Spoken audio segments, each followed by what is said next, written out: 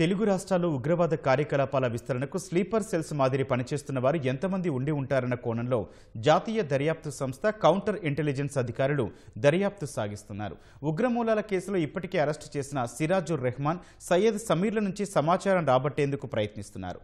విజయనగరం జిల్లా కేంద్రంలోని పోలీసు శిక్షణ కళాశాలలో మూడో రోజు ఆదివారం వారిద్దరిని విచారించారు. విజయనగరానికి చెందిన సిరాజ్, హైదరాబాద్కు చెందిన సమీర్లకు లింకు కలవడంతో రెండు రాష్ట్రాల్లోనూ స్లీపర్ సెల్స్ ఉండి ఉంటారని అధికారులు నమ్ముతున్నారు. ఆ వివరాలు రాబట్టి వారిని పట్టుకోవాలని భావిస్తున్నట్లు తెలుస్తోంది. విచారణలో పోలీసులు అడిగిన ప్రశ్నలకు నిందితులిద్దరూ పొంతనలేని సమాధానాలు చెబుతున్నట్లు తెలుస్తోంది.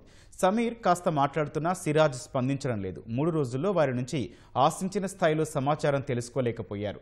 దీంతో ఇతర మార్గాలను అన్వేషిస్తున్నారు. సామాజిక మాధ్యమాల్లో సిరాజ్ పోస్టును ప్రశంసించిన విశాఖకు చెందిన అధికారి ఎవరిని ప్రశ్నించినా వారు మౌనం దాల్చినట్లు సమాచారం. మరో 2 రోజుల్లో ఈ కేసు విచారణకు సంబంధించి దర్యాప్తు అధికారులు ఓ అంచనాకు రానున్నారు.